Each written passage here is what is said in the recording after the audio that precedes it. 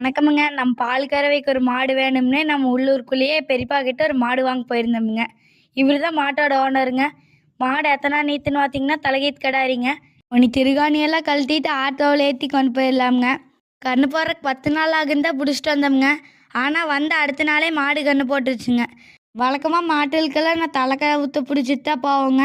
என்னடா இன்னைக்கு மூக்கந்த புதுசாக பிடிச்சிக்கிறேன்னு பார்த்தீங்கன்னா, மாடு கன்று போட்டதுலேருந்து இன்னும் அந்த கூச்சம் போகலிங்க. அதனால யாருக்கு இருந்தாலும் பட்டு பட்டு பட்டுன்னு உதைக்குதுங்க.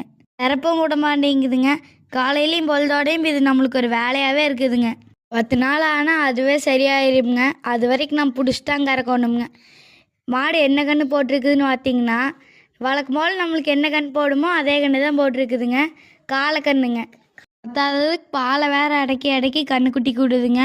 கன்றுக்குட்டி பார்த்தீங்கன்னா பிறந்து 1 வாரம் தான் ஆச்சுங்க. ஆனால் சரியான குறும்புங்க. கன்றுக்குட்டி அவுத்துட்டா மாடு சிறந்துக்குதுங்க. ஓசி தூக்கிட்டு போனோம்னா பால் அடைக்குதுங்க. கிட்ட எத்தனையோ மாடு கன்று போட்டுருக்குதுங்க. ஆனால் ஒரு மாடும் இப்படி கன்று போட்டது இல்லைங்க. ஏன்னு பார்த்தீங்கன்னா, இந்த கன்றுக்குட்டிக்கு மட்டும் நெத்தியில் வித்தியாசமானு சொல்லியிருக்குதுங்க. என்ன சொல்லின்னு தெரிஞ்சால் கமெண்டில் சொல்லுங்கள். மறக்காமல் நம்ம வருங்கால விவசாயி பேஜை ஃபாலோ பண்ணி சப்போர்ட் பண்ணுங்கள். வீடியோ பார்க்குற எல்லாத்துக்கும் நன்றிங்க.